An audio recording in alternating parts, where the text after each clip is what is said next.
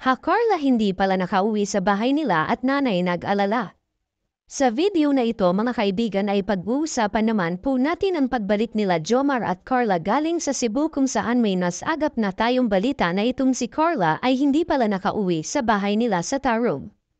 Ang tanong kasi ng karamihan ay saan na ba nagstay si Carla at Jomar after nilang makabalik ng diet at bakit nga ba hindi naihatid ni Papa Jam si Carla sa kanyang mga magulang?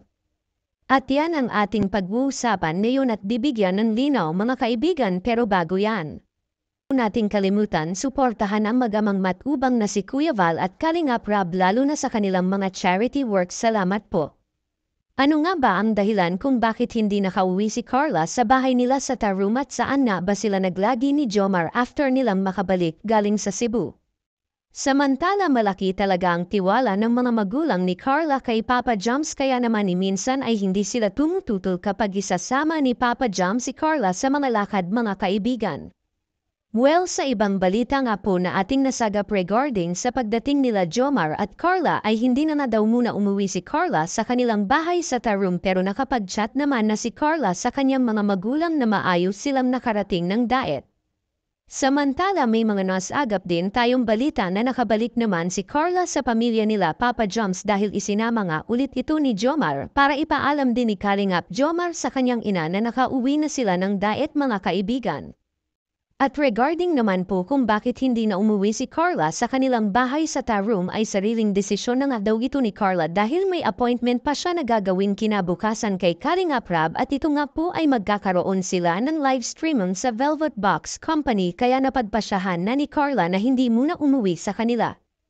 Actually bumalik na si Carla sa kanyang inuupahan na dormitoryo para dito na lang muna magpalipas ng gabi bago pa sila maglayab sa Velvet Box ni Papa Joms at after daw ng appointment ni Carla kay Kalingap Rab sa layab selling ay uuwi na muna si Carla sa Tarum at this time ay personal din siyang ihahatid ni Kalingap Jomar para ibalik si Carla sa kanyang mga magulang.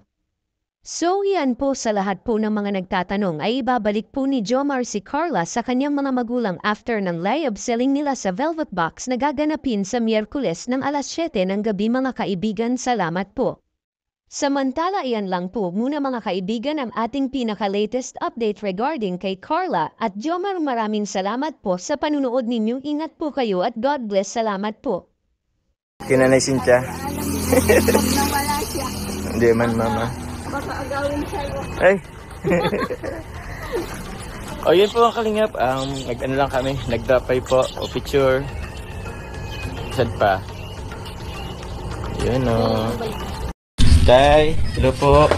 Adod ko lang po si Carla po. Tay, bless po tay. Si nanay. Grabe nagpapaganda ng si nanay eh. Ay tay! May ano pala ako tay since andito ka naman na po. Ha? Mapunta ko dito? Anong kita?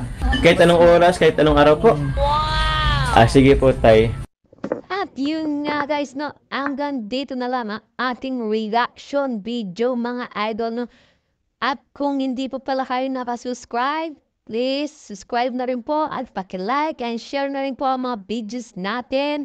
At huwag kalimutan supportaan si Kalingap Rab at Edna Vlogs. Kuya Balsans matubang lahat po ng buo ng Kalingap team, Kalingap Reactor. Supportan po natin po.